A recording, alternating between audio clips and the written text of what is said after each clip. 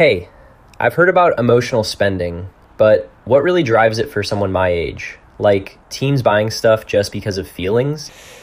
That's a great question to start with. Emotional spending happens when feelings take the wheel and make you grab things without thinking twice. For teens, it's often stuff like anger or excitement that kicks it off. Picture this. You're scrolling on your phone after a bad day at school, feeling super frustrated because your friends ditched you. Suddenly, you see these cool sneakers on sale and bam, you hit buy to feel better. That anger pushes you to spend without checking if you even need them. Yeah, that sounds kind of familiar.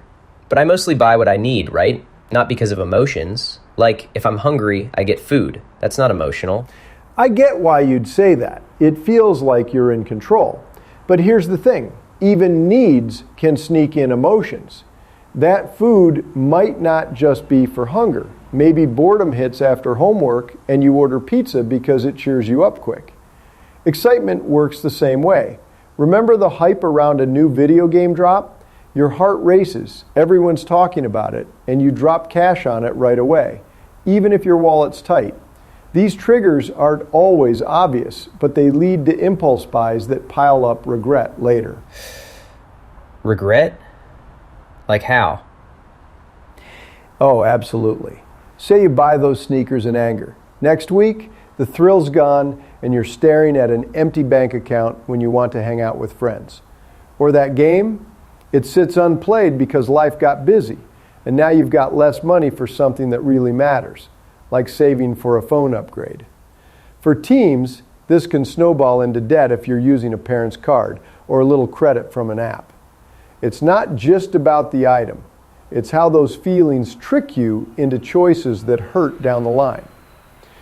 I remember when I was about 16, I was pumped after winning a soccer game and bought a bunch of team gear online. Felt awesome at first, but then bills came and I had to skip a concert. Taught me feelings can blindside your budget. Whoa, that makes sense. So anger and excitement are big ones? What else? Yep, those are common starters. But stress sneaks in too. Like after exams, you treat yourself to clothes to unwind. Or even joy, like celebrating a birthday early with gadgets. The key is these emotions rev up your brain's reward center, making spending feel like instant relief or fun. But without noticing, you're trading future peace for a quick high. Studies show teens are extra prone because you're building independence, testing limits with money from jobs or allowances. It leads to cycles. Buy, regret, feel bad, buy again to fix the feeling. Breaks the habit of smart saving. Cycles? That's kind of scary. I didn't think feelings could mess with money like that. It is sneaky, isn't it? But spotting what drives it is the first step to taking back control. Think of it like a car. Emotions are the gas pedal, flooring it toward the store. If you don't know when you're pressing it, you crash into debt. I've seen friends in high school go broke chasing that high, then stress more, spending on junk food or apps to cope. The regret hits hard. Less cash for trips, college stuff, or even basics. But understanding this, it empowers you to drive smarter. Okay, so these triggers like anger or excitement leads impulse buys and trouble. But how do I spot them quickly in the moment? Spotting them fast is key, and that's where we can dig deeper. Let's talk about recognizing your own patterns before they pull you in. Yeah, recognizing my own patterns sounds smart, but emotions just feel normal to me most of the time. How do I even notice when they're the ones making me spend? Totally get that. It's tricky because those feelings blend into everyday life, like background noise you don't question. But recognizing triggers starts with tuning into what sparks the urge. Common ones for teens include stress, like when tests pile up and you grab a new hoodie to shake off the worry. Or boredom, scrolling endlessly until an ad for fun snacks pops up and you think, why not? Even joy can do it. After acing a quiz, you celebrate with an extra app subscription because it feels rewarding. Boredom? I guess that happens when I'm stuck at home on a rainy day, and suddenly I'm adding games to my cart. But how do I catch it before I click buy? Great point. Catching it means looking back at what you've done before. Try tracking your past purchases for a week. Just jot down what you bought, when, and how you felt right before. Was it after a fight with a friend? That's stress sneaking in. Or late at night when nothing's happening? Boredom alert. I did this once in college after blowing allowance on makeup during a happy shopping spree with pals. Looking back, it wasn't joy, it was pressure to fit in. Seeing the pattern on paper made it click. Emotions weren't normal, they were steering me. Tracking sounds simple enough. Like using my phone notes. What if I notice stress is my big one? Does that mean I'm doomed to keep buying when I'm tense? Not doomed at all. Noticing is power. Stress is huge for teens because school's nonstop, and it tricks your brain into thinking stuff will fix the tension, like a quick coffee run after a rough class. But once you spot it, you can label it. Hey, this urge is stress talking, not a real need. Boredom hits when life's dull, pushing you toward shiny distractions like custom phone cases. And joy? It amps up after wins, like treating yourself to concert tickets post-victory. The hard part is emotions feel comfy, like an old blanket, so you don't see them as the problem. But tracking flips that. It's like turning on a light in a dark room. Yeah, my room's messy like that sometimes. So, if I track and see joy making me splurge on snacks after good news, what next? Just stop? Stopping cold isn't always easy, but recognizing builds that muscle. Think of it like a detective game. You're hunting clues in your feelings. One teen I know kept a mood spend journal. After buying earrings in excitement, she noted the buzz faded fast, leaving her broke for a group outing. Over time, she caught boredom buys at the mall and swapped them for free walks instead. Common triggers like these aren't random. Stress might show as late-night online orders, joy as group hauls with friends. The key? Emotions feel normal until you name them. Once you do, that haze clears and you see the real driver. Naming them... Okay, I can try that. Like whispering to myself, this is boredom, not necessity. Has that helped others build better habits? Absolutely it has. Take my cousin. She was 17, always grabbing fast food in stress from sports practice. Tracking showed the pattern. Tired, frustrated, munchies hit. Naming it let her pause and choose water or a chat instead. Boredom faded when she planned fun free stuff, like biking with buds. Joy spends dropped too, after she saved for bigger thrills. It's not about banning feelings. It's spotting how they whisper, buy now, when you could wait. Teens get hit hard because you're juggling school, friends, first jobs. Emotions run hot, but this recognition, it's your shield, turning sneaky urges into choices you control. Feels good once it clicks. It does sound empowering. Spotting these triggers in my patterns is starting to make sense. But, okay, I see them coming now. What actually stops the urge when it hits? Yeah, it really does feel good thinking about that click. So, your cousin paused instead of buying. Does that just mean waiting a bit before I hit purchase? Exactly. Pausing is like hitting the brakes on that emotional roller coaster. It stops the urge by giving your hot-headed feelings a chance to chill out. When excitement or stress surges, your brain's all fired up, screaming, buy now, because it wants that quick dopamine hit, the feel-good chemical that makes spending exciting. But if you wait, say 24 hours or even just until tomorrow, those emotions cool down like ice in a glass. Suddenly, that must-have gadget doesn't seem so urgent, and you can think straight. Cool down, but pausing might just kill the fun, you know? Like, if I'm hyped about something, waiting could make me lose interest or miss a deal. I hear you. Pausing can feel like popping a balloon right when it's inflating with joy. But here's the magic. It doesn't kill the fun, it saves it for stuff that actually lasts. Think about need versus want. In the heat of the moment, everything blurs. That shiny new backpack after a win feels like a need.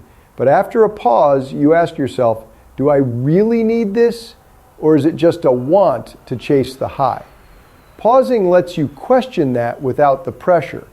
It's like stepping back from a painting to see the whole picture instead of getting lost in one bright color. Without it, you end up with regrets, like a closet full of impulse clothes that gather dust while your savings shrink. Regrets again? Give me an example that's not too old school. Sure. Picture this. You're 15, scrolling after a tough breakup, hearts pounding with sadness, and you spot breakup revenge buys, like fancy headphones to drown out the feels. You buy them on the spot, $100 gone. But if you'd paused, maybe walked the dog or texted a friend first, the sadness eases, and you realize your old earbuds work fine. No regret, no empty wallet. Or excitement. Groups buzzing about a viral TikTok trend, you grab the matching outfit fast. Wait a day, trends old news, and you've saved cash for something real, like a group movie night. Pausing avoids those, why did I do that moments that teens hate, especially when money's from babysitting gigs or birthday cash. It's gone too quick otherwise. Okay, that headphone thing hits close. So waiting separates need from want. How long should I pause anyway? Spot on. It's all about that separation. Emotions make wants feel like needs, but time reveals the truth. A good rule? Start with 24 hours for bigger stuff like clothes or games, long enough for the buzz to fade without dragging forever. For small urges like a snack and boredom, even 10 minutes works. Step away, grab water, and reassess. Science backs it. Your brain's prefrontal cortex, the thinking part, needs a break from the emotional amygdala that's yelling, go! Waiting lets logic win, cutting impulse buys by up to 50% in studies on young shoppers. No more waking up to a bank app alert that sours your day. I tried it at 18 after seeing a cool bike online in joy mode. Waited, realized I barely rode, and saved for a real trip instead. Fun lasted way longer. That's smart. I can see how questioning need versus want during a pause stops dumb regrets. But what if I forget to pause in the heat of it all? Forgetting happens, especially when ads pop up fast on your feed. But building the pause habit turns it into muscle memory. It cools those fiery emotions so you don't rack up charges that lead to stress eating your allowance. Teens benefit big because you're wired for quick thrills. Social media amps it up. But pausing flips the script, turning potential pitfalls into smart skips. Imagine ditching a $50 game add-on that you'd regret, freeing money for concert stubs or college snacks. It's not pointless. It's your secret weapon against the emotional trap. Weapon, huh? I like that. So pausing cools things and helps me choose better, avoiding all that mess. Makes me wonder though, how do I make pausing stick when it's not always easy? Making pausing stick is all about grabbing some simple tools that turn it into a game you win every time, not a chore. These aren't boring rules. They're like cheat codes for your wallet. Start with a wait list. Whenever an urge hits, jot the item down in your phone notes instead of buying. Add why you want it and how you'd feel tomorrow. It's quick, like listing a playlist, but it forces that pause without feeling restrictive. A wait list? Sounds less lame than I thought. Like, if I'm eyeing new kicks after a win, I write, sneakers, feel pumped now, but do I need them? Then what? Yep, exactly. Then set a timer. Use your phone's alarm for 24 hours or whatever fits. When it dings, check the list again. That excitement, it's probably fizzled. And you see it's a want, not a need. Timers make it fun, like a challenge. Can I beat the buzz? I used this at 19 during a boring summer. Wanted a drone after seeing one online. Timed it for a day, went for a hike instead, and forgot all about it. Saved $80 for ice cream runs with friends. No restrictions, Just smart timing that builds control without the drag. Beating the buzz, I'll try that. But what if the timer goes off and I still want it? Does the list help then? It does, because the list grows your awareness. Over time, you spot patterns, like boredom, always pushing gadget buys, and swap the urge for something free, like calling a buddy. These tools aren't chains, they're boosters. Another one, reward your wins small. Skip a stress snack, treat yourself to a high five in the mirror, or extra game time, no cash needed. It tricks your brain into loving the control, releasing that dopamine from smart choices instead of spending. Teens dig this because it fits your vibe. Quick, app-based, no lectures. Rewards without spending. Smart. I get stressed after practice and grab energy drinks. If I list it and time out, then pat myself on the back, that could work. How do I keep it going long term? Long term comes from stacking these into habits, like brushing your teeth. Pair the list with your daily scroll.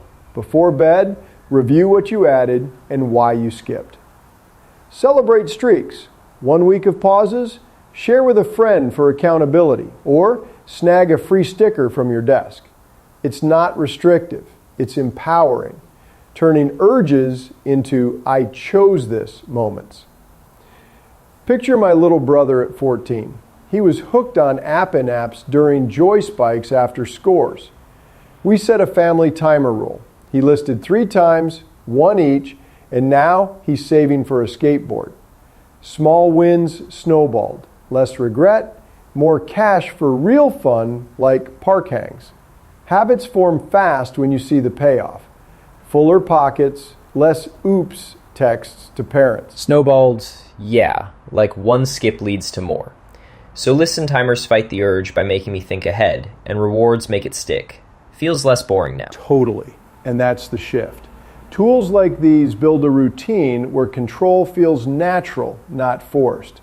Add a habit tracker app if you want, marking days you pause successfully. It gamifies money, showing progress like levels in a game. For boredom buys, the timer might lead to doodling instead. For anger, listing vents the steam without cash. Over a month, those urges weaken because you're training your brain. I've beaten this before. No more cycles of spend regret. Just steady wins that free up dough for trips or gear that matters. It's liberating, watching your confidence grow from little tools. Liberating is right. I can picture using the waitlist next time boredom hits. Timer on, skip the buy, reward with a walk. And sharing wins? That'll keep me going. These tools sound like they'll really lock in that pause habit. They will. And soon you'll notice how they ripple out. Fewer impulses mean more money stacking up. Less stress from surprise empties. It's like upgrading your money game from casual to pro. One friend of mine, 20 now, started with just a timer for excitement hauls. Now she budgets trips without a second thought. Tools build that foundation, turning emotional pitfalls into stepping stones. You're already getting it. Keep experimenting and it'll click even more. Yeah, I am getting it.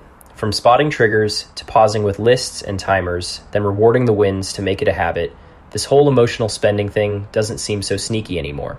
I feel ready to try it out and build that control for real. That's the best part. You've got the map now. Keep at it and you'll see how these steps not only tame the urges, but open up a whole world of smarter, freer choices with your cash. Proud of you for diving in.